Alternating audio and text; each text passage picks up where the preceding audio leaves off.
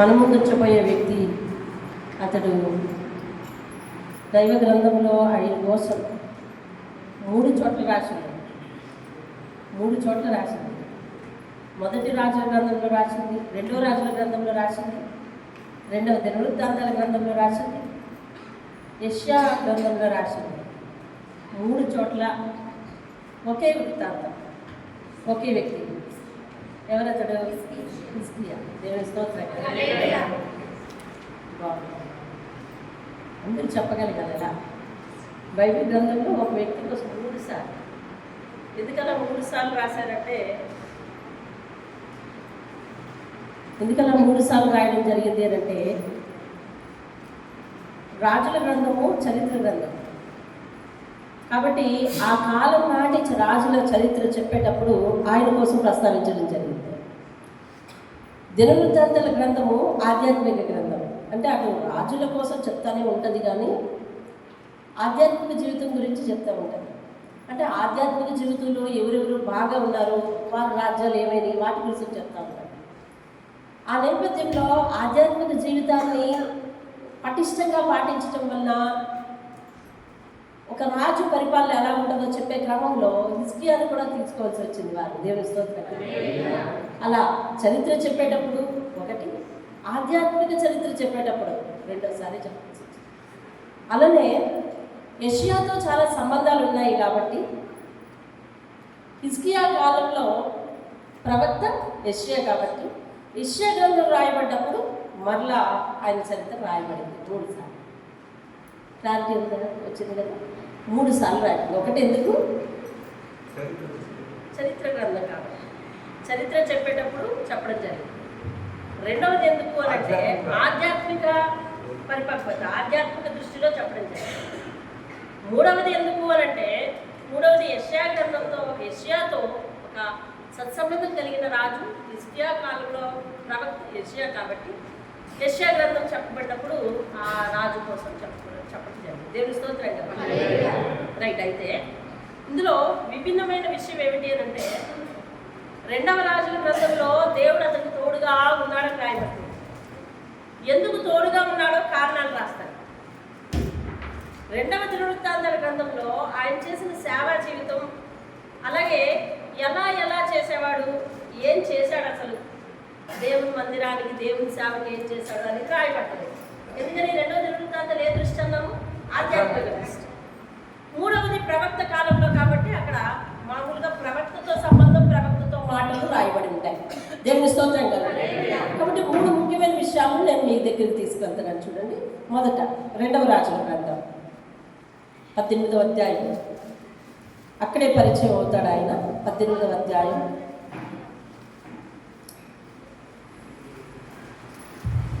18వ అధ్యాయం మొదటి వచనంలో 3వ లైన్.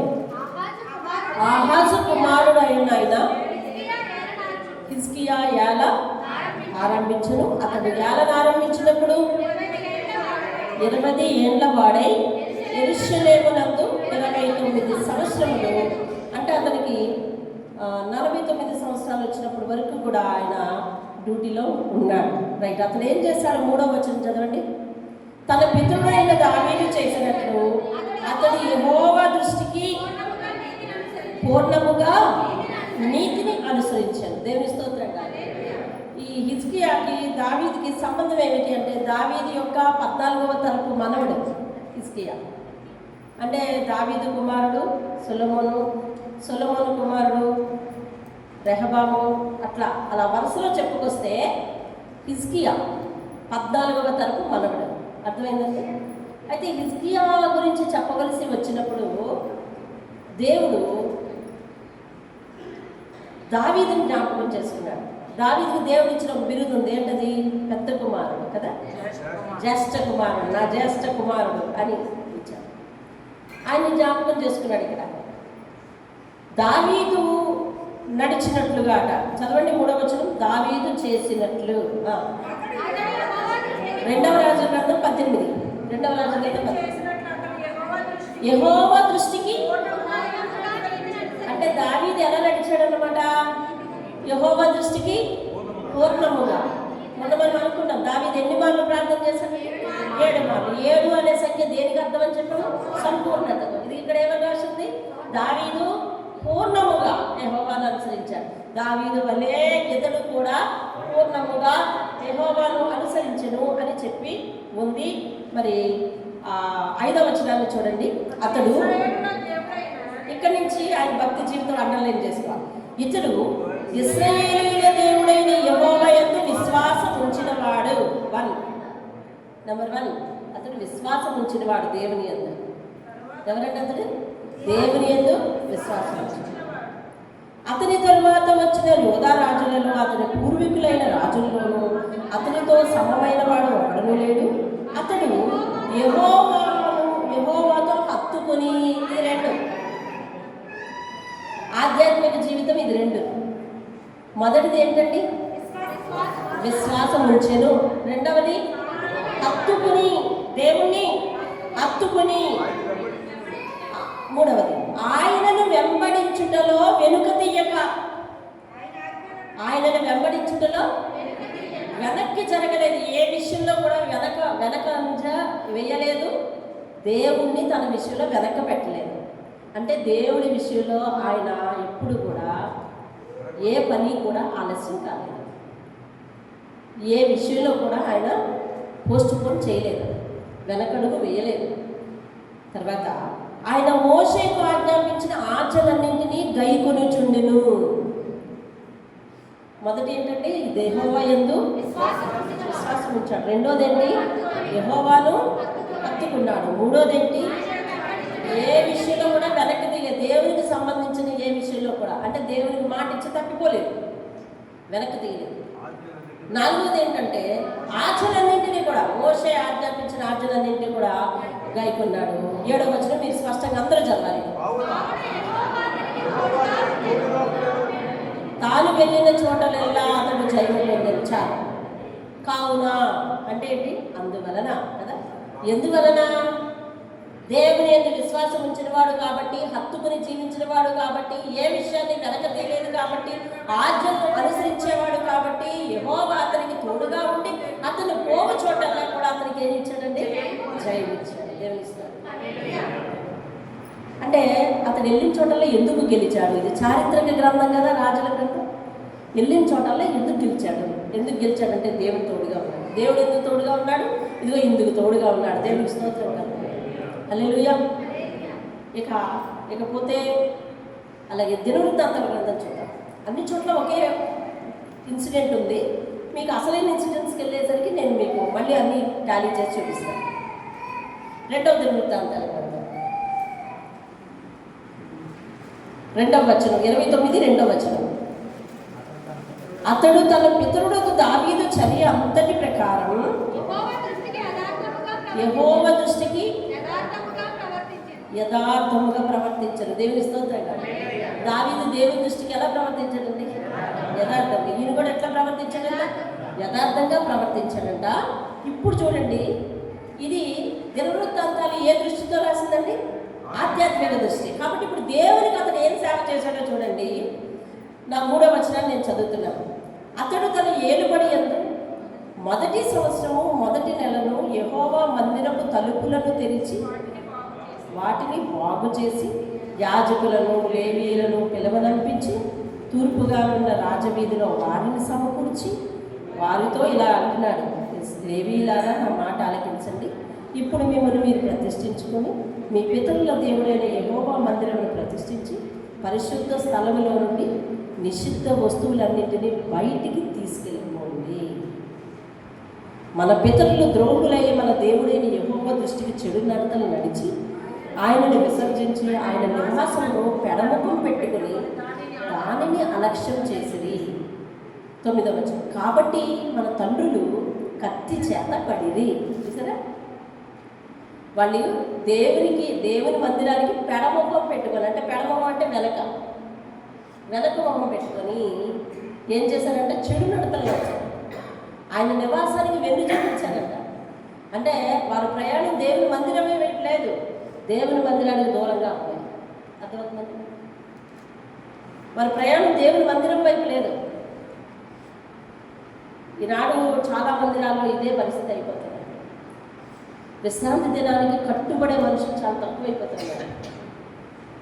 విశ్రాంతి దినానికి చాలా కట్టుబడే ప్రజలు తక్కువైపోతున్నారు. ఆత్మీయ ప్రార్థన గోపురంలో ప్రతి ఒక్కరితో మనవి చేసేది ఏంటంటే ఆయన సమయాలతో కట్టుబడి ఉండాలి. ఈ సంవత్సరం దేవుడు చెప్పింది ఏంటంటే వాక్యానికి ఎదురు రావాలి, వాక్యానికి ఎదురొచ్చి అందుకోవాలి. ఎదురొచ్చి అందుకుంటే ఆయనను గౌరవించినట్టు. ఈ సంవత్సరం నుంచి మనం వాక్యాన్ని ఎదురు రావాలి, ఎదురొచ్చి అందుకోవాలి. అలా ఎన్ని సంవత్సరాలు ఎన్ని మాటలు చెప్తే ఎన్ని సంవత్సరాలు నీ ఆధ్యాత్మిక నువ్వు రక్షించుకుంటావు? నీ మనసులో నుంచి దేవుడితో కట్టుబడాలనే ఒక శ్రద్ధ పుట్టాలి. హిజ్కియా గారు పుట్టింది అర్థమవుతుందండి. హిజ్కియా గురించి ఏమి రాశారంటే ఇందాక రాజుల గ్రంథంలో అతని తరములో అతని ముందు వారు కానీ అతని వెనకగారి వారు కానీ యెహోవాను అలాగా అనుసరించలేదు. అంటే ఎంత చక్కగా దేవుడిని అనుసరించాడండి. దావీదులాగా అంటే ఓ 14 తరాల క్రితం తాతగారిని దేవుడు జ్ఞాపకం చేసుకున్నాడంటే ఈ మధ్యకాలంలో ఎవరు అలా లేరండి అంటే కదా. అంటే ఈ మధ్యకాలంలో ఎవరు అలా లేరంటే హిజ్కియాకు నియర్ 4 ఫాదర్స్ అలా లేరనే కదా. మీకు అర్థమైందా? దగ్గరగా ఉండే తాత మనకు మన తాత వరకు గుర్తుంటుంది, ఆ తాత వరకు గుర్తుంటుంది, ఇంకంతే. ఆ తాత తెలియదు కదా, తెలియదు. కానీ దేవుడు జ్ఞాపకం చేస్తున్నాడు, ఎందుకంటే వారి చరిత్ర ఉంటుంది. ఎవరిలాగా లేదట కదా. అంటే ఈ నియరెస్ట్ 4 అంటే వీళ్ళ నాన్నగారు వీళ్ళ తాతయ్య గారు అలా లేరు. అలా లేనప్పుడు ఈయనకెళ్ళకి వచ్చింది ఆ భక్తి. ఎవరికి వారే దేవునితో అంటుకట్టబడాలి, ఎవరికి వారే దేవునితో ఒక శ్రద్ధ పెంచుకోవాలి. ఈ లోకంలోంచి నిన్ను బయటికి దేవుని దగ్గరికి తీసుకెళ్ళగలిగేది దేవునితో నువ్వు చేసే భక్తి. ఇంకేది నీ వెంట రాదు. యోగు స్పష్టంగా చెప్పాడు, దిగంబరినై ఈ లోకానికి వచ్చాను, మళ్ళీ దిగంబరినై పోతాను, ఏది ఒక్క నూలిపోకు నేను తీసుకుపోను. ఇంకింతే. ఎంత ఒళ్ళు మౌనం చేసుకునేది, ఎంత టెన్షన్ అయిపోయేది, ఎంత బిజీ అని పదాలు పలుకుతుంది, ఇవన్నీ ఎందుకంటే ఇక్కడ వదిలేయడానికి. ఏదైతే వెనక పెడుతున్నామో భక్తి, పెద్దలందరూ ఏం చేశారంటే పెడముఖం పెట్టారు. పెడముఖం వారికి 1,000,000 కారణాలు ఉండొచ్చు, వారి బాధ్యతలు అవ్వచ్చు, బరువులు అవ్వచ్చు, ఏమండి. అలాగే ఈ 40 దినాల వర్తమానాలు చాలా మందిరాల్లో జరుగుతుంటాయి. ఎక్కడ చూసినా వాళ్ళ టోటల్ నెంబర్తో కలిపి చూస్తే రేషియో ఇలాగే ఉంటుంది. కారణం ఏంటంటే చాలా పనులు 40 దినాలు ఏకదాటిగా దేవునితో నడవాలంటే ఇంపాసిబుల్. అది అయిపోతుంది మనిషి జీవితం. కానీ వెరీ ఇంపార్టెంట్ డ్యూటీ ఏంటంటే ఇదే, వెరీ ఇంపార్టెంట్ డ్యూటీ ఇదే. కాబట్టి రోజు ప్రార్థన చేయాలంటే కష్టమైపోతుంది, రోజు వాక్యాన్ని ధ్యానించాలంటే కష్టమైపోతుంది. ఎప్పుడైనా దేవునితో ఒక సమర్పణ చేసుకున్నాం అనుకోండి, నేను రోజుకు 10 అధ్యాయాలు చదువుతాను ప్రభా అనుకున్నాం అనుకోండి, లేదు రోజు 3 అధ్యాయాలు చదువుతాను ప్రభా అని అనుకున్నాం అనుకోండి, మొదటి రోజు బండి బాగా స్పీడ్గా వెళ్తుంది, రెండో రోజు స్పీడ్గా వెళ్తుంది, 3 రోజు స్లో అయిపోతుంది, 4 రోజు డెడ్ స్లో. ఎప్పుడైతే స్లో అయిపోయిందో మొదటి రోజు ఏమో 2 అధ్యాయాలు మిగిలిపోయి, వెనకంత రోజు 5 అయిపోయినాయి. ఆ 5 చదవలేక 6వ రోజు బండి చతికిలు పడిపోయింది. అది మానేసి ఎన్ని రోజులు అయిపోతుందంటే 1 మంత్ అయిపోతుంది. అలా అయిపోతుంది. ఇకపోతే అత్యుత్సాహంతో 10 చదివేస్తాను రోజుకి అని అనుకున్నాం అనుకోండి, రోజుకు 10 అధ్యాయాలు చదివితే కొత్త నిబంధన నెలకు అయిపోతాయి. నెలకు ఒక్కసారి చదివేయచ్చు కొత్త నిబంధన, కానీ చదవం. ఎందుకంటే రోజుకు 10, ఈవేళ 10 ఏదో చదివేస్తాం. ఇంకా రేపు తపస్సే.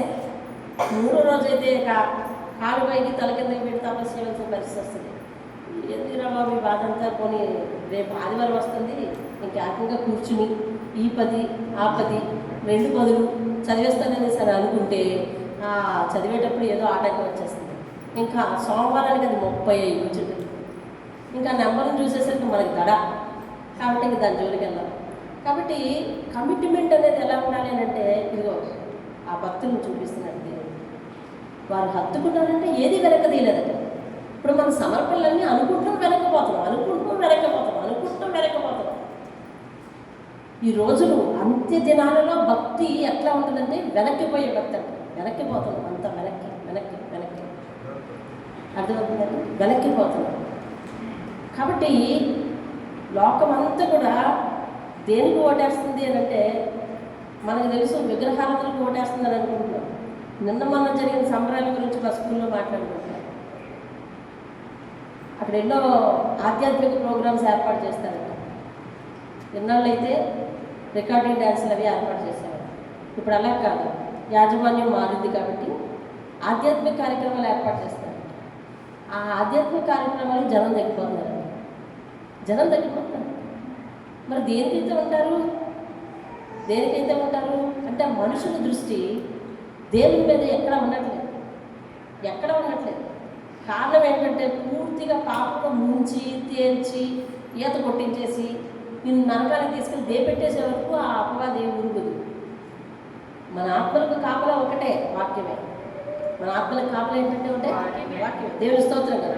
హిజ్కియా గురించి చాలా విషయాలు చెప్పుకోవాలి, కానీ ఆయన ఏం చెప్తున్నాడంటే ఇదిగో అందుకే 9వ వచనం, కాబట్టి మన తండ్రులు కత్తి చేత పడిరి అని చెప్తున్నాడు. 16వ వచనం, యెహోవా మందిరమును పవిత్రపరచుటకై యాజకులు యెహోవా మందిరము లోపలి భాగంలో పోయి యెహోవా మందిరంలో తమకు కనబడిన నిషిద్ధ వస్తువులని, పనికిరాని వస్తువులన్నిటినీ యెహోవా ఆవరణలోనికి తీసుకుని రాగా వాటిని ఎత్తి వాగులో పడేశారండి. వాళ్ళు వాగులో పడేశారు. 20వ వచనం, అప్పుడు రాజైన హిజ్కియా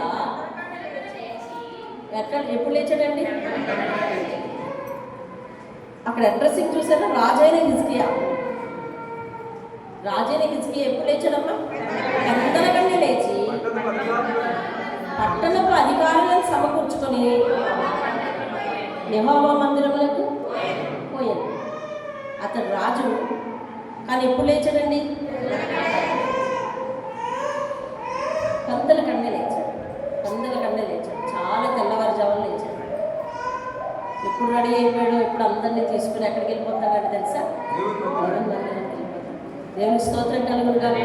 ఆయన రాజు అయినప్పటికీ అంత తీరిక ఏర్పాటు చేసుకున్నాడు. చూడండి 35వ వచనం, లేకపోతే 28వ వచనం చదవండి. యెహోవాకు స్తుతిగానము ఆరంభమాయను. దేవుని స్తోత్రం కలుగు. మీరంతా చదువుకోవాలన్నమాట. అక్కడ 26వ వచనం నుంచి నేను చదువుతాను చూడండి. దావీదు చేయించిన వాద్యములను వాయించుటకు లేవీయులను, బూరలు ఊదుటకు యాజకులను నియమింపబడింది. 28, యెహోవాకు స్తుతిగానము ఆరంభమైన. 30వ వచనం 3వ లైన్, రాజైన హిజ్కియాను అధిపతులను లేవీయులకు ఆజ్ఞాపింపగా వారు సంతోషంతో స్తోత్రములు పాడి తల వంచి ఆరాధించిరి. దేవుని స్తోత్రం కలుగు. హల్లెలూయా. తర్వాత 30వ అధ్యాయము 19వ వచనం, పరిశుద్ధ స్థలం యొక్క శుద్ధీకరణ చొప్పున తను పవిత్రపరచుకొనకయే తన పితరుల దేవుడైన యెహోవాను ఆశ్రయింప మనసు నిలుపుకొని ప్రతి వాని నిమిత్తం దయగల యెహోవా ప్రాయశ్చిత్తం చేయునుగాక అని ప్రార్థించగా యెహోవా హిజ్కియా చేసిన ప్రార్థన అంగీకరించి జనులను స్వస్థపరిచారు. దేవుని స్తోత్రం. ఆ పట్టణంలో ఒక గొప్ప తెగులు రాగా హిజ్కియా చేతులెత్తి వారి కోసం ప్రార్థన చేశారు. ఎందుకనంటే యెహోవా వైపు వారికి మనసు లేదంట. అందుకని వారికి ఆ ప్రాబ్లం వచ్చింది. కాబట్టి హిజ్కియా ఎలుగెత్తి ప్రార్థన చేస్తే దేవుడు ఏం చేశాడంట? అంగీకరించాడు. రాజయుడి కూడా తాను ఇతరుల కొరకు ఏం చేస్తాడంటే మధ్యవర్తిత్వ ప్రార్థన అంటారు దీన్ని. మధ్యవర్తిత్వ ప్రార్థన. తన కోసం తాను చేసుకునేది వ్యక్తిగత ప్రార్థన, ఇతరుల కొరకు చేసేది మధ్యవర్తిత్వ ప్రార్థన చేస్తున్నారు. చూడండి 24వ వచనం, సమాజపు వారందరూ చూసినప్పుడు మరి 7 దినముల పండుగ ఆచరింపవాలని యోచన చేసుకుని మరి 7 దినములు సంతోషంగా దానిని ఆచరించారు. 27వ వచనం, అప్పుడు లేవీయులైన యాజకులు లేచి జనులను దీవింపగా వారి మాటలు వినబడింది. వారి ప్రార్థన ఆకాశంలో పరిశుద్ధ నివాసంలో చేరెను. దేవుని స్తోత్రం కలుగును. 20వ వచనం 31-20, హిజ్కియా యోధా దేశం అంతటను ఇలాగున జరిగించి తన దేవుడైన యెహోవా దృష్టికి అనుకూలముగా యథార్థముగా నమ్మకముగా. ఎలాగండి? అనుకూలముగా యథార్థముగా నమ్మకంగా. అక్కడ మనం 4 లక్షణాలు చదివాను. ఏంటది? యెహోవా యందు విశ్వాసం ఉంచాడు, యెహోవాను హత్తుకున్నాడు, ఆయన పని విషయంలో దేన్ని వెనక తీయలేదు, మోషే ఆజ్ఞాపించిన ఆజ్ఞలన్నింటినీ పాటించాడు. అవి కూడా ఎలా చేశాడంటే యథార్థంగా చేశాడు, నమ్మకంగా చేశాడు, ఆయన దృష్టికి అనుకూలంగా చేశాడు. దేవుని స్తోత్రం. హల్లెలూయా. ఇది ఆయన ఆధ్యాత్మిక విధానం. దేవుని స్తోత్రం. యెషయా గ్రంథంతో దీనికి సంబంధం ఏమిటి చూద్దాం. చూడండి, యెషయా గ్రంథము 38వ అధ్యాయంలో ఈయన ఎంటర్ అవుతాడు మనకి. 36వ అధ్యాయంలో చాలా క్లుప్తంగా మాట్లాడదాం. ఈ సేమ్ వృత్తాంతం అన్ని గ్రంథాల్లోనూ ఉంది, వృత్తాంతాల్లో ఉంది, రాజుల గ్రంథంలో కూడా ఉంది. అయితే సన్హెరీబు అనే ఒక అశ్షూరు రాజు తన రాజ్యం మీదకి యుద్ధానికి వస్తాడు. అతని పరిస్థితి ఏంటంటే చుట్టుప్రక్కల ప్రాంతాలందరినీ కూడా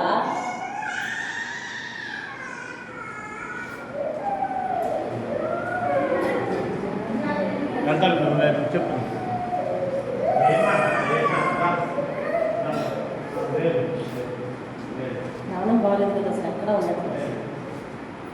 అశ్షూరు రాజు పరిస్థితి ఏంటంటే చుట్టుప్రక్కల ప్రాంతాలన్నీ కూడా ఒక్కొక్క రాజ్యాన్ని జయించుకుంటా వచ్చేస్తున్నాడు. అతనికి ఎంత గర్వం వచ్చేసిందంటే, నేను ఏ దేశం వెళ్ళినా ఆ దేశాన్ని జయించుకుంటూ వస్తున్నానని అంటే ఆ దేశపు దేవతలు కూడా నేను మట్టు పెట్టేస్తున్నాను అనే గర్వం వచ్చేసింది. ఎందుకంటే వాళ్ళ దేవుడు వాళ్ళని రక్షించలేదు కదా. ఇప్పుడు హిజ్కియా ఉత్తరం రాశాడు, ఇదిగో నేను చుట్టుప్రక్కల ప్రాంతాలన్నింటినీ కూడా జయించేశాను, నీ దేవుడేమి పెద్ద గొప్ప దేవుడేమి కాదు, నేను అందరినీ జయించుకొచ్చేసాను, వాళ్ళ దేవుళ్ళని కూడా మట్టు పెట్టిస్తాను, కాబట్టి నీ దేవుడు నేను రక్షింపజాలను, నేను ఎలాగైనా నేను జయించేసి వెళ్తాను అని ఉత్తరం రాస్తే, ఇదిగో అతను తిరిగి ఏం చేశాడంటే చూడండి, 37వ అధ్యాయము 14వ వచనం. హిజ్కియా దూతల చేతిలో నుండి ఆ ఉత్తరము తీసుకుని చదివి యెహోవా మందిరంలోనికి పోయి యెహోవా సన్నిధిని దాన్ని విప్పి పరిచి యెహోవా సన్నిధిని ఇట్లనే ప్రార్థించాను. వినండి, నేను చదువుతున్న మీరు వినండి ఎలాగ దేవుణ్ణి వర్ణిస్తున్నాడో ఆయన. యెహోవా, కెరూబుల మధ్యలో నివసించుచున్న ఇశ్రాయేలు దేవా, భూమి ఆకాశములను కలుగజేసిన అద్వితీయ దేవా, నీవు లోకమందున్న సకల రాజ్యములకు దేవుడివై ఉన్నావు. సైన్యములకు అధిపతియగు యెహోవా, చెవియొగ్గి ఆలకించు. యెహోవా కన్నులు తెరిచి దృష్టించు. జీవము గల దేవుడమైన నిన్ను దూషించుటకై సన్హెరీబు పంపిన వాని మాటలను చెవిని పెట్టుము. యెహోవా, అశ్షూరు రాజులు ఆ జనములను వారి దేశములను పాడు చేసి వారి దేవతలను అగ్నిలో వేశారు. అది నిజమే. ఆ రాజ్యముల దేవతలు నిజమైన దేవుడు కాక మనుషుల చేత చేయబడిన కర్రలు రాళ్ళు కానీ దేవతలు కావు గనుక వారు వారిని నిర్మూలన చేశారు. యెహోవా, లోకమందున నీవే, నిజముగా నీవే అద్వితీయ దేవుడివైన యెహోవా అని సమస్త జనులు తెలుసుకునేటట్లు అతడి చేతిలో నుంచి మమ్మును విడిపించుము. ప్రార్థన ఎంత క్లారిటీ ఉందో చూడండి. ప్రభువా, నువ్వు సార్వభౌమాధికారము కలిగిన దేవుడవు, అన్నింటిపైన సృష్టికర్తవు. వారు అన్ని రాజ్యాలు జయించారు, అది నిజమే. వారి దేవతలను అగ్నిలో వేసేశారు, అది నిజమే. ఎందుకు జయించగలిగారు అంటే అవి మనుషుల చేతి పనులు, నువ్వేమో సృష్టికర్తవు. అవి మనుషుల చేతి పనులు కాబట్టి వాళ్ళు వాటిని జయించగలిగారు. నిన్ను జయించడానికి ఎవరికి శక్తి సరిపోదు, కాబట్టి నువ్వే రక్షించే దేవుడు అని అందరూ తెలుసుకున్నట్లు మమ్మల్ని రక్షించు. అది చూసారా, మనకు కావలసిన కోరికను దేవుని యొక్క సార్వభౌమాధికారంతో లింకు పెట్టి ప్రార్థించాలంటే దావీదుకే తగునది. దావీదు తర్వాత హిజ్కియా చేశాడు అట్లాంటి ప్రార్థన. అయ్యా రక్షించు రక్షించు రక్షించు. నిజంగా ఆయన భయం వేసింది కదా. వెళ్ళి ఉత్తరం పరిచయం ఏడుస్తున్నాడు, కన్నీరు విడిచి ఏడుస్తున్నాడు. ఎలాగైనా రక్షించాయి, ఎలాగైనా రక్షించు, ఎలాగైనా రక్షించు. ఆ అశ్షూరు ఇలాగే ఎన్ని మాటలు రాస్తాడా, వాళ్ళెవరినో జయించేసానంటున్నాడు, నువ్వు జయించేసి చూపించు. అలాగా నువ్వే సార్వభౌమాధికారి, నువ్వే సృష్టికర్తవి. వాళ్ళని చేశారు. ఎందుకు చేయగలిగారంటే కర్ర రాతి పనులు, మనుషుల చేతి పనులు నువ్వు మమ్మల్ని అందరినీ చేశావు. కాబట్టి నువ్వు గెలిచి లోకానికి చూపించు, ఆ దారిలో మమ్మల్ని రక్షించు అంటే దేవుని స్తోత్రం. హల్లెలూయా. నువ్వు లోకానికి గెలిచి చూపించు, మమ్మల్ని రక్షించు. దేవుని స్తోత్రం కదా. వారందరూ కర్ర రాతి చేతి పనులైన వాటిని అగ్నిలో పడేశారు అంటే మనుషుల చేతి పనులను అగ్నిలో పడేసి నీ మీద వారి యొక్క ప్రభావం చూపిస్తున్నారు నాయన. అలా కాదు, నువ్వు ఎంత గొప్ప దేవుడు వారికి చూపించు అని ప్రార్థన చేశారు. దేవుని స్తోత్రం కాదు. దేవుని మనసును కదిలించేలాగా ప్రార్థన చేయి తగును వాళ్ళకి కూర్చండి. మనం ప్రార్థన చేయటంలో మన విజ్ఞాపన విన్నపాలను మాత్రమే తప్ప దేవుని యొక్క ఘనతను ముందు పెట్టి మనం ప్రార్థన చేయలేకపోతుంది. మన అవసరాలకు దేవుని దగ్గరికి వెళ్ళినప్పుడు ముందు ఆయన ఘనతను వర్ణించారు, ఆయన శక్తి ఏమిటో ముందు గ్రహించి అప్పుడు అది ప్రార్థనలో పెట్టుకొని మీ అవసరతలు ప్రార్థనలో పెట్టుకోండి. ఎంత చక్కగా ప్రార్థన చేశారు చూశారండి. అయ్యా సకల సృష్టి సకల లోకానికి ఏమంటాడు, సకల రాజ్యాలకు నువ్వే దేవుడివి, సకల రాజ్యాలకు నువ్వే దేవుడివి. వాళ్ళు ఎందుకు ఓడిపోయారంటే నిన్ను ఆశ్రయించలేదు. వారు ఎందుకు ఓడిపోయారంటే వారు మనుషుల చేతి పైన దేవుడిని నమ్ముకున్నారు. అందుకని వాళ్ళ దేవతలు కూడా వాళ్ళ అగ్నిలో వేసేసారు. నిన్ను అలా చేయడానికి కుదరదు కదా. నీ వెనుకున్న మేము అనుకూలమైనప్పటికీ కూడా నువ్వు మహాదేవుడు అని నిరూపించుకునేటట్లు మమ్మల్ని రక్షించిన ఆయన అని ప్రార్థన చేస్తుంటే ప్రవక్త అయిన యెషయా ద్వారా దేవుడు మళ్ళీ కబురు పంపించి దేవుడు తనతో మాట్లాడుతున్నట్టుగా యెషయా చెప్పమన్నాడు. ఎలా చెప్పమన్నాడు తెలిసిన 23వ వచనం అంటే దేవుడే అష్షూరు రాజుతో మాట్లాడుతున్నట్టు అన్నమాట. ఇప్పుడు అర్థమవుతుందా మీకు?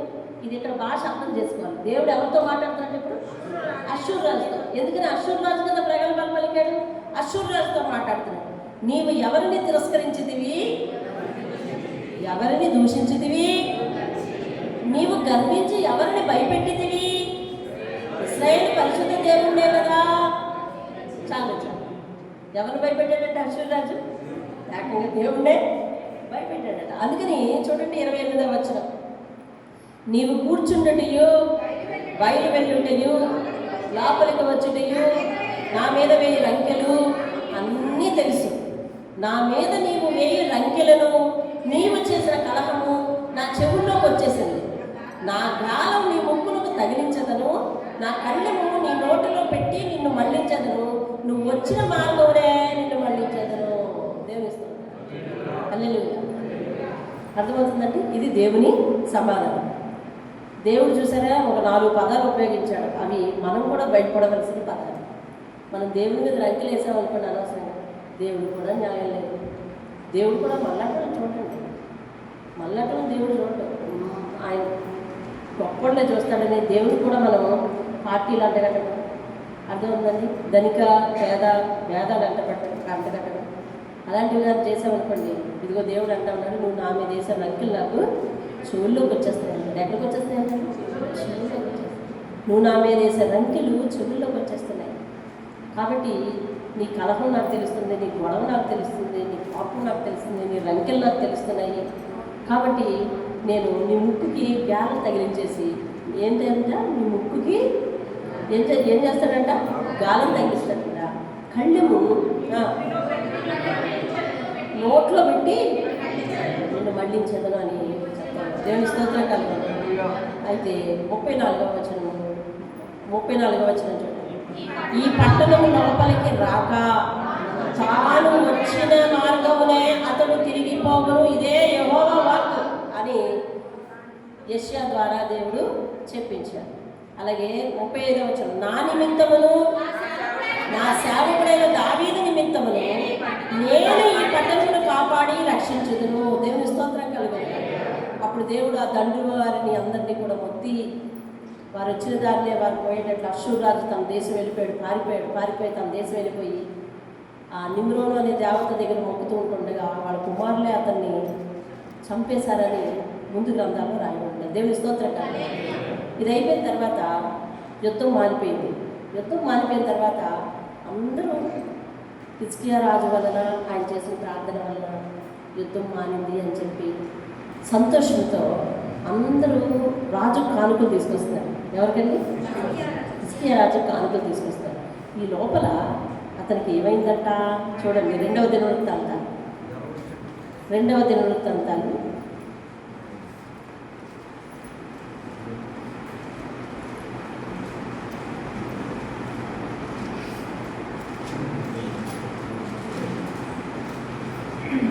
32వ అధ్యాయము 23వ వచనం. అనేకులు 22వ వచనం చదువుతాను చూడండి. ఒక్క నిమిషం.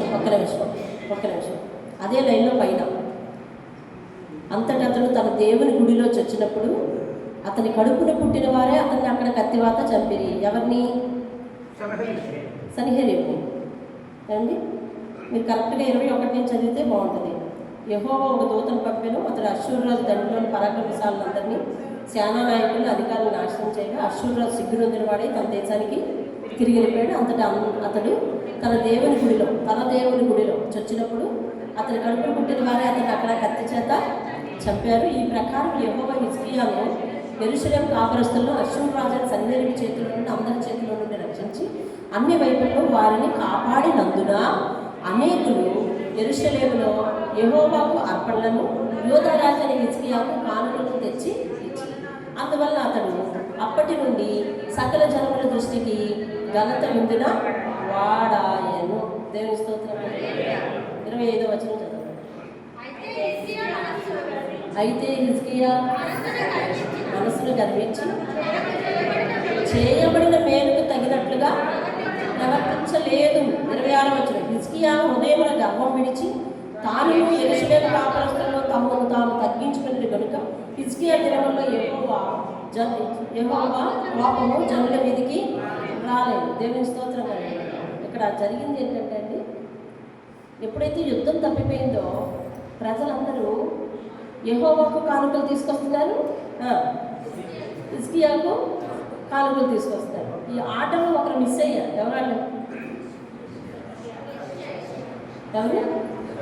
సేవకుడు మిస్ అయిపోయాడు. కానుకలేమో యెహోవాకు తీసుకొస్తారు, అదే చేతితో ఎవరికి పట్టుకొస్తున్నారు?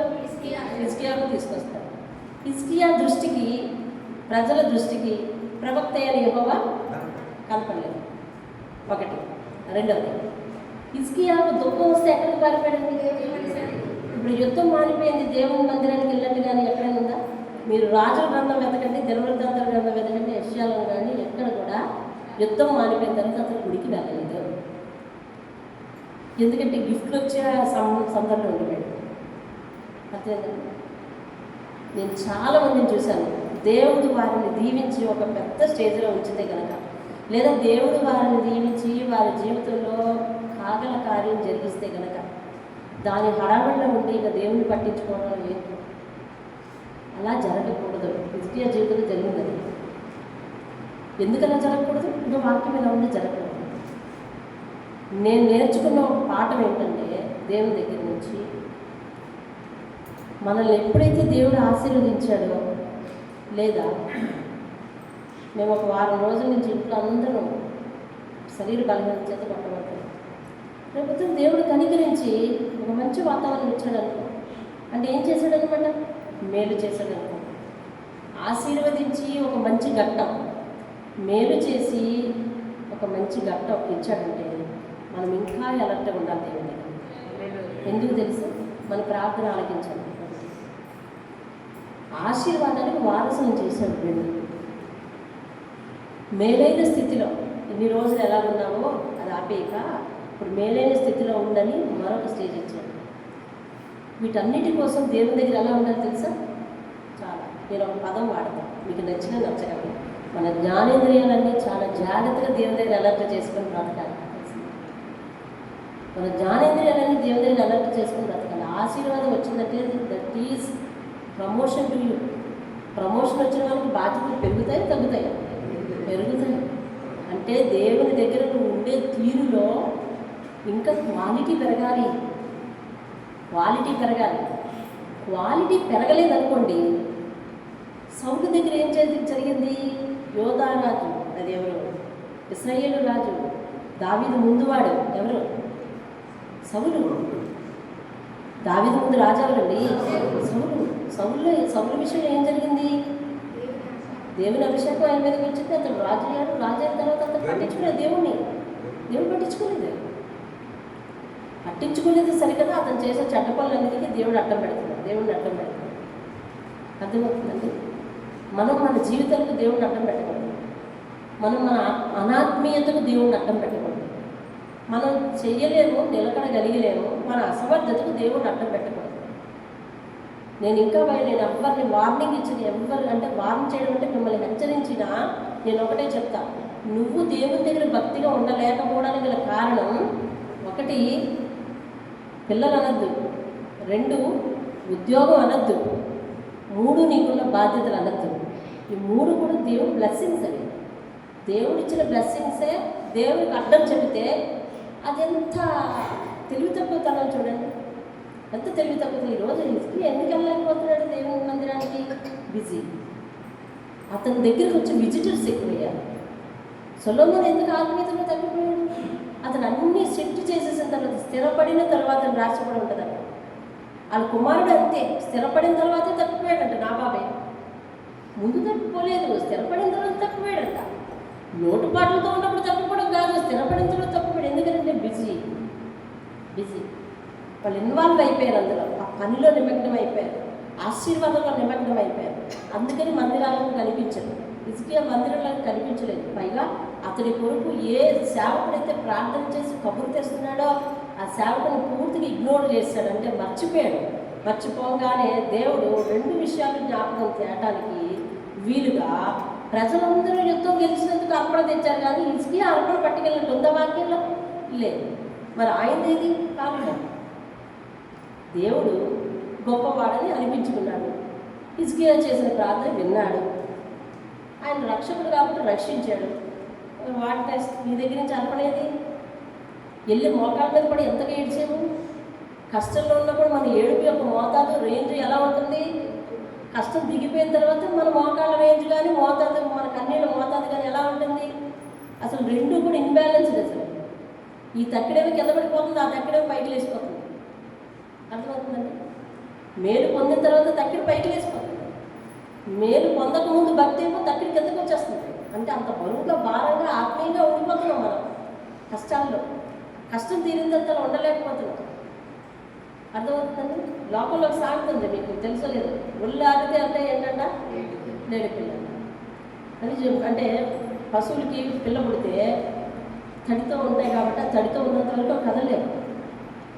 ఈ తడి ఎప్పుడైతే పోయిందో ఆ తల్లి ఆ తడి అంతా తీసేస్తుంది. ఎప్పుడో కాసేపు ఆగిన తర్వాత శరీరం అంతా గాలిగా ఆరుతుంది. ఆరిన వెంటనే చాక్మలు వేసి గంతలు మొదలెడుతుంది. ఇంక దొరకదు. అంటే ఒళ్ళు ఆరిన వరకు ఎలాగున్నది? కొద్దిగా అక్కడే పడింది. ఒళ్ళు ఆరిన తర్వాత అందలేదు. మనం ఒళ్ళు ఆరిన తర్వాత అందరి పరిస్థితి దేవునికి కనిపిస్తుంది. ఇప్పుడు హిజ్కియా ఒళ్ళు ఆరిపోయింది, కనిపించలేదు. అంతకుముందు మాకు అందరూ కూడా వెళ్ళిపోతాడు, అందరినీ తీసుకుని వెళ్తాడు. ఆధ్యాత్మిక జీవితంలో గొప్ప రాజు, అందుకని అతన్ని ఆడు కూడా మెన్షన్ చేశారు. చారిత్రక రాజ్యాల చరిత్రలో ఒక గొప్ప రాజు, అందుకని ఆడు మెన్షన్ చేశారు. యెషయా చెప్తున్నాడు, ఒక రాజు భక్తుడైతే ఎలా ఉంటుంది, భక్తి తెప్పితే ఎలా ఉంటుందో యెషయా చెప్తున్నాడు. ఇక్కడ దేవుని స్తోత్రం. వెంటనే ఒక మరణకరమైన రోగం వచ్చేసింది. ఆ మరణకరమైన రోగం వచ్చిన తర్వాత అతడు మళ్ళీ ఏడ్చాడు. ఏడ్స్తే దేవుడు యెషయాను పంపించాడు. మళ్ళీ ఎవరిని పంపించాడు? యెషయాను పంపించాడు. యెషయాను పంపిస్తే ఆ యెషయా చెప్పాడు, ఏం చెప్పన్నాడో దేవుడు అదే చెప్పాడు. ఏమని చెప్పాడంటే, నీకు 15 సంవత్సరములు. దేవుడు చెప్పాడు ఏమనంటే, నీ ఇల్లు చక్కబెట్టుకో, నువ్వు మరణం అయిపోతావు, నువ్వు బ్రతకవు అని చెప్పాడని చెప్పాడు. వెంటనే హిజ్కియా కన్నీరు కార్చి ప్రార్థన చేస్తాడు. కన్నీరు కార్చి ప్రార్థన, అయ్యా నా పొరపాటు అయిపోయింది, తప్పైపోయింది కాబట్టి నన్ను జ్ఞాపకం చేసుకో. నేను నీ సన్నిధిలో ఎలా యథార్థంగా పెరిగానో, ఎలా అనుకూలంగా ప్రవర్తించానో నువ్వు జ్ఞాపకం చేసుకొని తను అంతకు ముందు చేసిన సేవ అంతా కూడా ఎత్తి ప్రార్థన చేస్తాడు. ప్రార్థన చేస్తే వెంటనే ఈ కబురు చెప్పిన యెషయా వాళ్ళ గడప దాటక ముందే మళ్ళీ దేవుని వాకు యెషయాకు వచ్చి మళ్ళీ వెళ్ళి కబురు చెప్పమంటది. ఇగో ఇంకా 15 సంవత్సరాలు నువ్వు ఆయుష్. యెషయా గ్రంథానికి వచ్చేసేది. టైం ఎంతో లేదు, 18 నిమిషాలు ఉంది. యెషయా గ్రంథానికి వచ్చేసేయండి ఒకసారి. ఒక అద్భుతమైన సత్యాలు ఆయన ఆత్మీయతలో. రైట్, 6వ వచనం, 38:6. ఇంకా 15 సంవత్సరముల ఆయుష్ నీకు ఇచ్చేదను, మరియు ఈ పట్టణంలో నేను కాపాడుచు నిన్ను, ఈ పట్టణంలో ఇంకా అశ్షూరు రాజు చేతిలో పడకుండా. అశ్షూరు రాజు ఎక్కడున్నాడు? చచ్చిపోయాడు కదా. తర్వాత అయ్యే రాజు ముందు చచ్చిపోయినాడు ఎవరు? సంధ్యరెడ్డి, అశ్వుడు రాజు. సరే అని చెప్తే ఏమండి 7వ వచనం చూడండి. యెహోవా తాను పలికిన మాట నెరవేర్చుననుటకు ఇది యెహోవా వల్ల నీకు కలిగిన సూచన. యెషయా చెప్తున్నాడు అనమాట. అంటే ఈయన అనుమానంగా చూస్తున్నాడు అనమాట. నాకు వచ్చిన పుండు తగ్గుతుందంటారా? తగ్గుతుందిరా బాబు, ఇదిగో దేవుడు నీకు సూచన చూపిస్తున్నాడు విను అని చెప్పి 8వ వచనం. ఆహాజు ఎండ గడియారం మీద సూర్యుని కాంతి చేత దిగిన నేల మరల 10 మెట్లు ఎక్కజేసేది.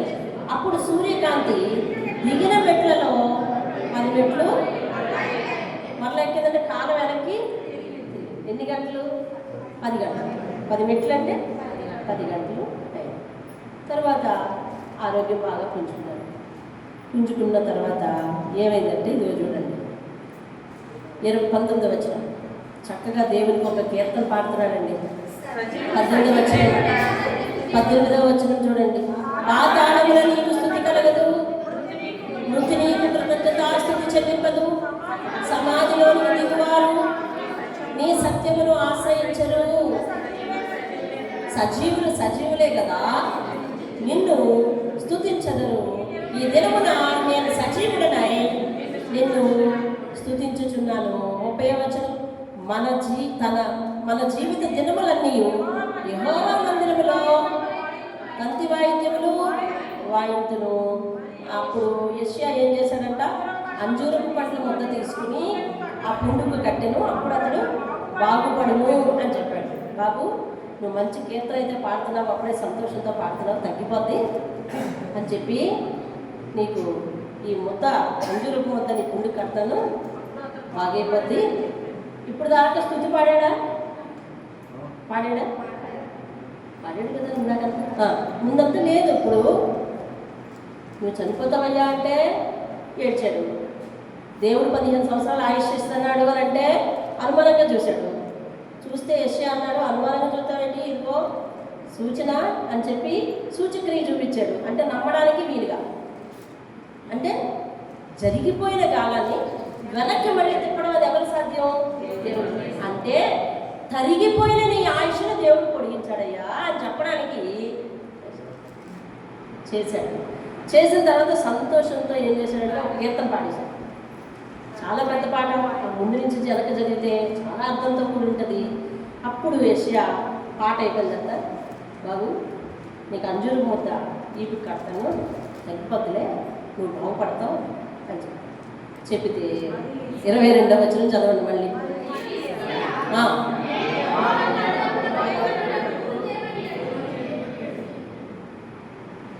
మళ్ళీ అడుగుతున్నాడు. అంటే ఈయన జరగబోయేది ఏమన్నా ఒక పిక్చర్ వేసి చూపించాలన్నమాట. ఏమండి, ఇతను చాలా భక్తిపరుడు కదా. ఎలా భక్తిపరుడు? యెహోవా యందు విశ్వాసం ఉంచిన వాడు, భక్తుకుని జీవించిన ఆయన పనులు ఏవి వెనకబట్టని వాడు, మోషే ఆజ్ఞాపించిన ఆటలన్నీ పాటించాడు, యథార్థవంతుడు, నమ్మకస్తుడు, ఆయన దృష్టికి అనుకూలంగా ఉండేవాడు. ఎప్పుడైతే దేవుని దగ్గర తప్పిపోయాడో ఇంకా దేవుని మీద విశ్వాసం ఉంచడానికి గట్స్ అనగా ధైర్యం సరిపోవట్లేదు, అనుమానం వచ్చేస్తుంది. దేవునికి దూరం అయిపోతే మనిషికి దేవునికి మధ్య నమ్మకం పోద్ది. ఇప్పుడు ఈ పని చేస్తానంటావా? దేవుడు ఈ కార్యం జరుగుతుందంటావా? నిజంగా నా జీవితంలో జరుగుతుందా? అలా కాదు, మన సంఘంలో ఒకరు జరిగింది కదా, మన చుట్టాల్లో ఒకరు జరిగింది కదా, మన చర్చిలో ఒకరు జరిగింది కదా. జరిగిందిలే, నాకు జరుగుతుందంట. నాకు జరుగుతుందంటావా? ఎందుకు వచ్చిందో తెలుసా? దేవునికి నీకు గ్యాప్, దేవునికి నీకు గ్యాప్. దేవుని దగ్గర సరైన నడత లేకపోతే దేవుని మీద ఇదిగే లాభం. ఓ పక్క నుంచి సూచక్రియలు చూపిస్తాడు, ఇంకేం చేయాలా? రాబోయే కాలాన్ని సినిమా వేసి చూపించాలి. ఇది ఇంకంతే. యెషయా సమాధానం ఇచ్చాడా? యెషయా సమాధానం ఇవ్వలేదు. జాగ్రత్త చందు అటువైపు ఇంకా సమాధానం ఇవ్వలేదు. మామూలుగా వెళ్ళిపోయాడు. సరే, ఈయనకి నయమైంది.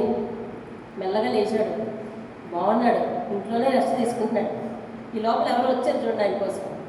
ఆ కాలం ముందు బబులోను రాజు బలదాను కుమారుడైన ఒక ఆయన హిజ్కియా రోగి అయి బాగుపడిన సంగతి విని పత్రికలు పంపాడు, కానుకలు పంపాడు. అది అతను వద్దకు పంపితే హిజ్కియా దూతలు వచ్చిన మాట విని వారిని లోపలికి రప్పించి తన ఇంటనే మీ రాజ్యమందేమి కలిగిన సమస్త వస్తువులలో దేనిని మరుగు చేయగా తన పదార్థములు గల బొట్టును వెండి బంగారములను గంధ వర్గములను పరిమళ తైలములను ఆయుధశాలను తన పదార్థములలో ఉన్న సమస్తమును వారికి చూపించారు. సమయం అయిపోతుంది. అయినా కానీ ఈయన విచిత్ర ప్రవర్తన మీకు ఒకసారి దేవుడు ఆల్రెడీ ఇందాక ఒక వారం ఇచ్చాడు. ఎన్ని సంవత్సరాలు? ఈయన చూస్తేనేమో మళ్ళీ ఇంకో సూచన ఏదైనా చెప్పుకోవాలంటే ఈయన కామ్ వెళ్ళిపోయాడు. అంటే ఎందుకు వెళ్ళిపోయాడు? కోపం వచ్చింది. ఖచ్చితం అంటే ఖచ్చితమే కదా అని వెళ్ళిపోయాడు. ఓహో ఇది ఖచ్చితం అని అనుకున్నాడు. ఇది ఖచ్చితం, ఇంకా మళ్ళీ అనకూడదు అని అనుకున్నాడు. కామ్ ఊరుకున్నాడు. చక్కగా నయం పొందాడు. బబులోను రాజులు అంటే ఇశ్రాయేలీయులకు విరోధులు వాళ్ళు వచ్చారంట. ఏం పట్టుకొచ్చారు తెలుసా? కానుకలు. ఈ కానుకతో వచ్చింది గొడవ మొన్న, అంతేనా? మొన్న ఎక్కడ పడిపోయాడండి అయ్యగారు? కానుక దగ్గర పడిపోయాడు. మళ్ళీ అదే పట్టుకొచ్చారండి. నువ్వు దేనికి పడిపోతావో అస్త మాట అపవాది అది పట్టుకుని తిరుగుతుంది నీ వెనకదల. నిజంగానండి. నువ్వు దేనికి నీ విశ్వాస జీవితంలోంచి పడిపోతావు? అర్థమవుతుందండి? దేనికి పడిపోతావు? కొంతమంది తీర్మానించు, రేపటి నుంచి ఇంకెలా ఉన్నారు, రేపటి నుంచి నన్ను నా ప్రవర్తన చూడు అంటే నీకు ఎక్కడైతే నువ్వు ఆ విశ్వాసాన్ని ఆ తీర్మానాన్ని వదిలేస్తావో కరెక్ట్గా అపవాదం తీసుకొచ్చి అదే పెడుతుంది. నేను ఎంత ప్రమాణం చేసుకున్నాను తెలుసా, రేపటి నుంచి ఇంకెలా ఉండకూడదని. పోయింది నా విశ్వాసం మీద నన్ను ఉండనివ్వట్లేదు వెళ్ళు అంటావు. అర్థమైందా? నువ్వెక్కడ పడిపోతావు అది వచ్చుకునే నీ వెనకాల తిరుగుతూ ఉంటుంది. అది పట్టుకునే నీ వెనకాల తిరుగుతూ ఉంటుంది. అది పట్టుకునే నీ ఎదరు తిరుగుతూ ఉంటుంది. నువ్వు విశ్వాస జీవితం నుంచి పడిపోవాలని. అర్థమైందండి? ప్రమాణము ఒక ఒప్పందము ఎవరితో చేసుకోవాలంటే మనం నేరుగా దేవుడితో చేసుకోవాలి. దేవుని స్తోత్రం కాదు. హల్లెలూయా. ఒక సమర్పణ ఎవరితో చేసుకోవాలండి? దేవుడితో చేసుకోవాలి. తిరగనన్న స్థితిలో ఉండాలి. ఇవాళ నాకు ఆమె ఫోన్ చేసి చెప్తాను, మీరు రావాలండి, వచ్చి ప్రమాణం చేయించాలండి. ప్రమాణం చేయించేస్తే కాదు, ప్రమాణాలు విమానాలు ఏం లేవమ్మా. మనసు దేవునితో ముడిపడితే చాలు, అది చెయ్యాలి. అది ఎవరికి వాళ్ళు చేసుకుంటే మధ్యలో నేను లేను. దేవుని మాట మీకు చెప్పడానికే అంతే. కానుకలు తెచ్చిందండి, మళ్ళీ పడిపోయి ఈ ఒంట్లో బాగాలి కుదురు మంచమే కూర్చొని ఏం చెప్పాలి? నాయన అక్కడ పెట్టండి బాబు, కొంచెం కోరుకుంటున్నాను. యశ్యా గారు వచ్చి నాకు కుండికి అంజరుమూర్తి కట్టేది, మా పాస్టర్ గారు కట్టారు. బాగుందండి, ఇప్పుడు కొంచెం నయం అవుతుంది. దేవుడి మందిరానికి నేను వెళ్తాను కూడా చెప్పాను. 15 సంవత్సరాలు ఆయుష్ పొడిగించాను దేవుడు. నేను నమ్మలేదండి. నమ్మకపోతే గడియారమేమో అది ఇంట్లో ఎంత తిప్పిస్తాడు దేవుడు. నిజంగా నాకు ఎంత ఆశ్చర్యం వేస్తుంది మా దేవుడు చేసిన కార్యం. చెప్పితే హిజ్కియా సొమ్మేమన్నా పోదా ఇది చెప్పలేదండి. మెల్లగా మంచకోడి పట్టుకొని లేచిపోయి రండి అని చెప్పి మా ఇంట్లో అదిగోండి మరి కింద సంవత్సరం ఇచ్చిన ఆహార ధాన్యాలకు పోగేసేది అలాగే ఆహార కర్మగారం ఇక్కడ ఉంది, లేకపోతే ఏదో ఆ ఖజానా ఇక్కడ ఉంది, ఆ గది ఇక్కడ ఉంది, ఈ గది ఇక్కడ ఉంది, ఆయుధాలు ఇక్కడ ఉన్నాయి. ఇంతకుముందు యుద్ధం వచ్చినప్పుడు ఆయుధాలు ఎన్నో లెక్క చూసుకున్నాడు అతడు. లెక్క చూసుకోవాలా, దేవుడి మందిరానికి వచ్చి మోకరించి ఇచ్చాడు. ఇప్పుడు వచ్చి ఇదిగోండి మాకు ఇన్ని ఆయుధాలు ఉన్నాయి, ఇదిగోండి ఆయుధశాల, ఇంకేంటంట గంధవరకు వెండి బంగారాలు పదార్థాలు తన ఎంటలేని ఇంట్లో ఉన్నవి చూపించాడు. రాజ్యంలో ఉన్నా కూడా చూపించాడు. ఏంటంటే వెళ్ళాడా బయటికి వెళ్ళిపోయాడు కదా, వెళ్ళిపోయాడు కూడా నడిచి ఆ రాజ్యంలో ఉన్నవన్నీ చూపించేసి ఆయుధ స్థానంలో తన పదార్థంలో ఉన్న సమస్తమును ఆయనకి చూపించేసి అయిపోయింది. ఆయన వెళ్ళిపోయాడు. యశ్యా గారు వచ్చి ఎవరు వచ్చారయ్యా మీ ఇంటికి అని అంటే బబులోను రాజు కానుకలు పంపాడండి. ఏమేమి చూశారు మీ ఇంట్లో అని అంటే ఒకటేంటి అన్నీ చూశారు. అయితే దేవుడు చెప్పమన్నాడు మాట, నువ్వేమేమైతే అతిశయించి చూపించావో దేవునికి సాక్ష్యం లేకుండా ఏదైతే నీ సొంత సంపాదన అనుకుని నీ సొంత గొప్పతనం అనుకుని చూపించావో అవన్నీ అదే బబులోను రాజు తీసుకుపోతారు.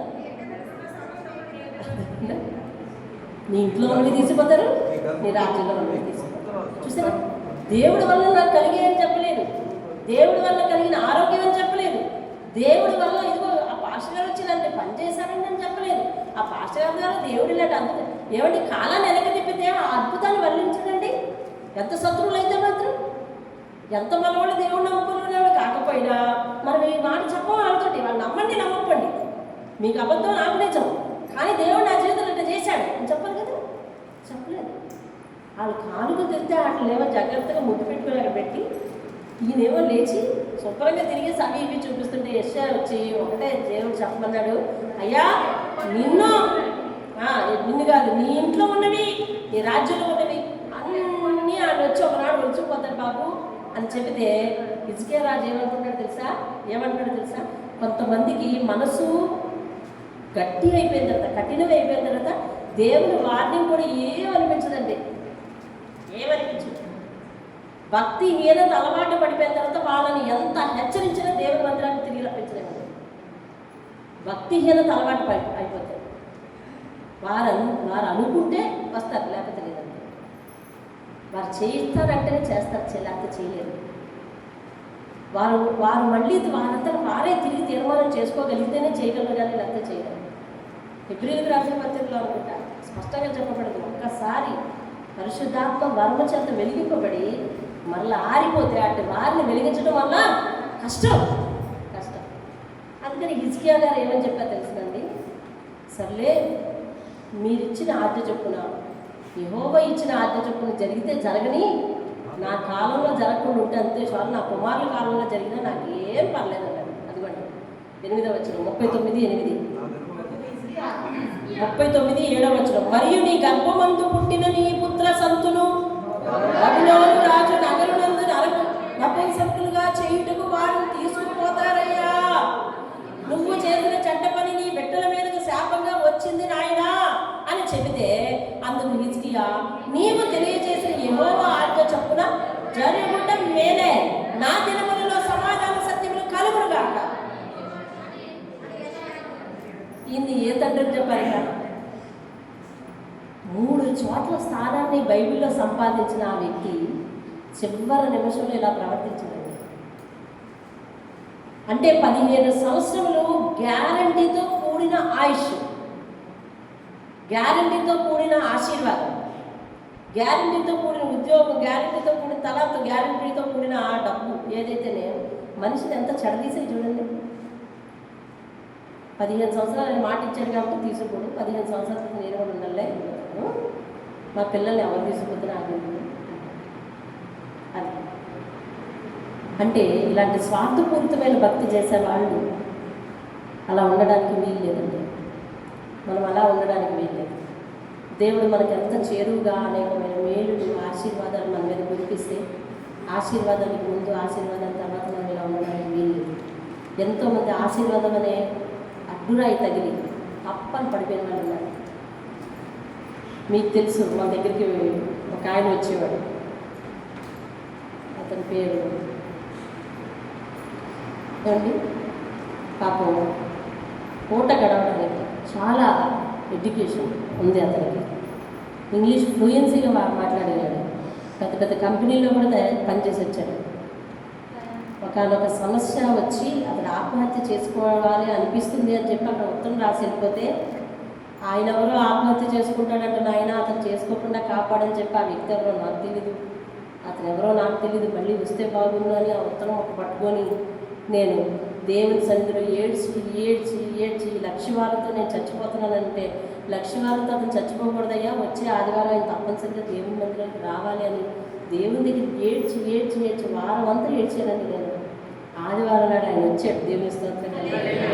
నేను పిలిచాను, ఏమీ లక్ష్యవారం చచ్చిపోలేదు ఏమీ అడిగాను. అంటే ఈ వర్షంలో అడగలేదు, లక్ష్యవారం ఎందుకు చచ్చిపోలేదు, ఎందుకు బ్రతకాలని అనుకున్నాను, ఎందుకంటే ఆయన నమ్ముతూ వచ్చాడు.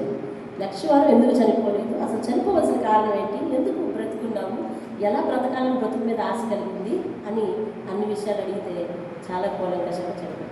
నేను బ్రతకడానికి ఏ పనైనా చేస్తానన్నా. మన రాముని పిలిపించి ఏ పనైనా చెప్పయ్యా అంటే అతని మేస్త్రి పని, అతని కాపీ పని, అతని వెనకాతలు తీసుకెళ్ళి అతను చేసినా చెయ్యకపోయినా అతనికి కూలిచ్చి మెల్లగా అలా నడిపిస్తున్నాడు అండి. కొద్ది రోజులు అయిందండి, లాట్ ఆఫ్ అమౌంట్ అందిందండి ఒకేసారి. సెల్ ఫోన్ లేదని సెల్ ఫోన్ కొన్నాడండి. నా దగ్గరికి వచ్చి 5 నిమిషాలు కూర్చోలేకపోయాడు.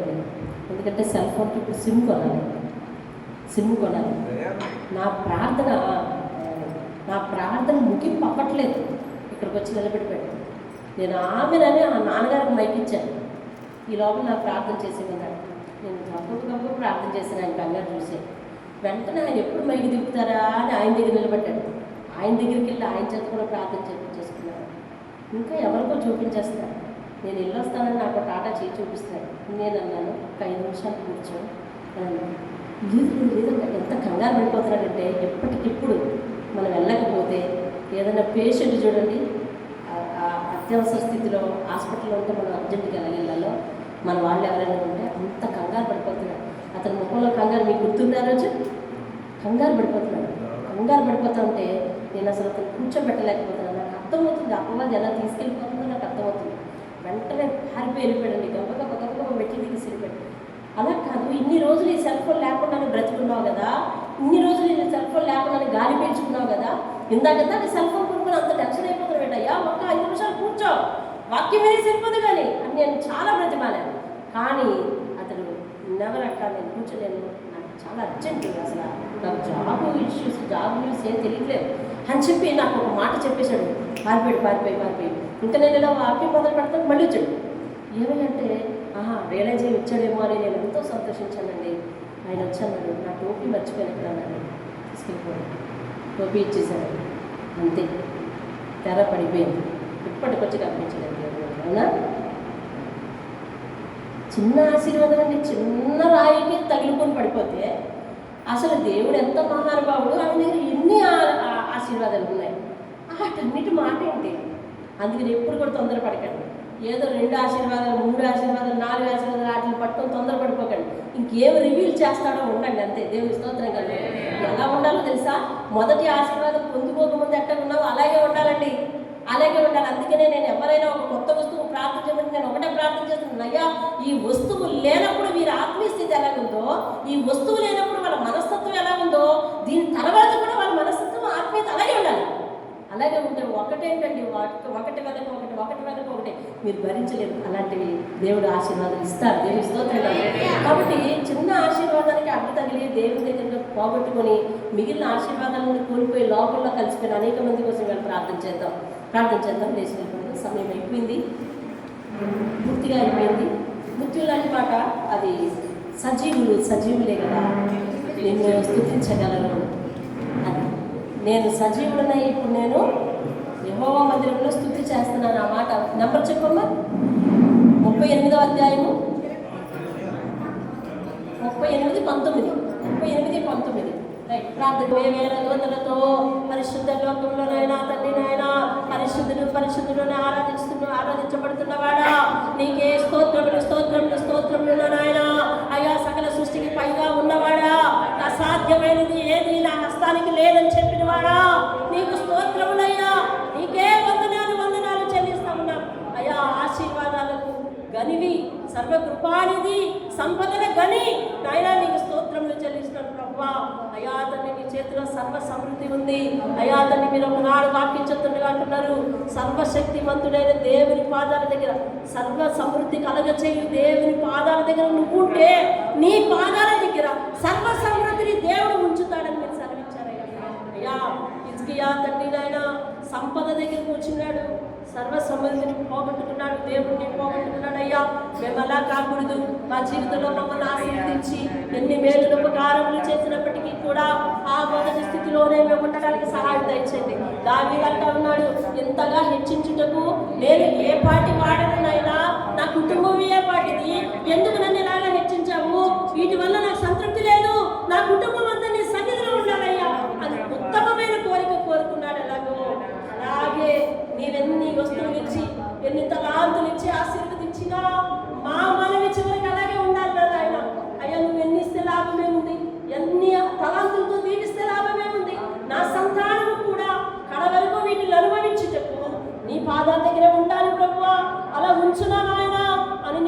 మానుకునే స్థితి నాకు అందరికీ దయచేయగా. అనేక మంది విశ్వాసంలో పడిపోయారని ఉదాహరణలు చెప్పుకుంటున్న మేము మా జీవితాలు మేము పడిపోకూడదయ్యా. అయ్యా తండ్రి నేను ఒకరి గురించి చెప్పిన మేము మా విశ్వాస జీవితంలో మేము స్థిరంగా ఉండగలందుకు సహాయం చేయాలి. ఏమిచ్చినా ఇవ్వకపోయినా నీకు స్తోత్రాలు అంటున్నాడు పౌలుడు. నాకున్నవన్నీ నేను నీకు ఇచ్చినవన్నీ అన్నీ నువ్వు నాకు ఇచ్చిన దాంట్లోనే కదా అంటున్నాడు దావీదు. అయ్యా తండ్రి నాయన యోబు అంటున్నాడు ఏది యెహోవా ఇస్తాడో ఆయనే తీసుకుంటాడు, మధ్యలో నేనెవరికంటాడు ఆయన. అయ్యా వారికి ఆస్తిపాస్తుల మీద మక్కువ లేకుండా మాట్లాడినారు ఆయన. అయ్యా తండ్రి ఏది పొదువు లేకుండా వారికి చేసావు దేవా. అలాగే నువ్వు ప్రతి తలాంతుతో మమ్మల్ని దీవిస్తున్నాం కొనది దేని మీద మక్కువ కాక అవి ఇచ్చిన దేవుడి మీద మేము మక్కువ పెంచుకోవడానికి సహాయం నామానికి మహిమ తెచ్చుకోండి నా దేవా. సంపదలు కానీ నీకు స్తోత్రం, సర్వ సమృద్ధి కలిగించే నీ పాదాల దగ్గర మేము ఉండగలగడానికి సహాయం చేయాలి. దీవించండి, ఆశీర్వదించండి. అయా తండ్రి ఏమి లేని స్థితిలో ఉన్న మమ్మల్ని అన్నీ ఉన్న స్థితిలో వరకు తీసుకెళ్లే దేవుడు. అందుకు పాపినైనా ప్రధాన పాపినైనా నేను ఉదాహరణ ఆయన. అయ్యా తండ్రి నీకు అలాగే అందరినీ కూడా దీవించి ఆశీర్వదించి మాకంటే ముందు ఎవరైనా తప్పిపోయిన వారు ఉంటే వారిని మేము రక్షించయ్యా. అయ్యా తండ్రి ఎట్టి పరిస్థితుల్లో నువ్వు ఇచ్చిన ఆశీర్వాదం నీ దగ్గరకు రావడానికి ఆటంకంగా మేము పెట్టద్దు. అటువంటి పాపపు పనులు మేము చేయకుండా మా మనసు నీ పాదాల దగ్గర కట్టి పెట్టుకోవడానికి సహాయం చేసి అత్యున్నతమైన ఆత్మీయ స్థితిలోనికి మమ్మల్ని నడిపించండి. ఇతరులతో లేదా నీవు నచ్చని వారితోనైనా సాక్ష్యం చెప్పాల్సిన సందర్భం వస్తే నీవు చేసిన మా జీవితంలో చేసిన అద్భుతమైన ఆశ్చర్యమైన కార్యాలు మమ్మల్ని రక్షించిన తీరు వారు నమ్మిన నమ్మకమే నేను ఈరోజు ఎలాగున్నానంటే ఇది ఒక కారణం నా దేవుడని చెప్పగలగడానికి సహాయం చేయ. నీకు సాక్ష్యం ఇవ్వాల్సిన సమయంలో మేము మౌనంగా ఊరుకోవడానికి వీల్లేదు, మాకు ఇచ్చిన తలాంతులను చూపించుకోవడానికి వీల్లేదు. దీవించండి, ఆశీర్వదించండి. స్థిరమైన మనసు మాకు దయచేసి మీ నామానికి మహిమ తెచ్చండి. అంతటి భక్తిపరుడు యథార్థవంతుడు యెహోవా దృష్టికి అనుకూలంగా నడిచినవాడు హత్తుకుని నడిచినవాడు ఈరోజు విడిచిపెట్టాడయ్యా. అలా జరగడానికి వీల్లేదు. అతని కంటే గొప్పవారం కాదు. మా మనసును నిశ్చలంగా నీ పాదాల దగ్గర ఉండనివ్వండి. దీవించి ఆశీర్వదించడం యేసు పరిశుద్ధ నామం అడిగి వేడుకుంటున్నాను పరమ తండ్రి. ఆమేన్ ఆమేన్ ఆమేన్. యేసు రక్తమే జయ, యేసు రక్తమే జయ. యేసు నామమే సంపూర్ణ విజయం కలుగును. తండ్రి అయిన దేవుని ప్రేమ, కుమారుడైన యేసుక్రీస్తు వారి యొక్క కృప, పరిశుద్ధాత్మ యొక్క అన్యోన్య సహవాసము సదా మనకును ఈరోజు మందిరానికి రాలేకపోయిన వారికి, అనారోగ్య పరిస్థితుల్లో చిక్కుపడ్డ వారికి, మంచాల మీద ఉన్నవారికి అయా తన అందరికీ సదా తోడై నడిపించి మా విశ్వాస పరిమాణాన్ని పెంచమని పెంచుదుగాక. ఆమేన్ ఆమేన్. అందరికీ దేవుని పెట్టి వందనాలండి. రేపు ఆదివారం, రేపు ఇది ఉండదు.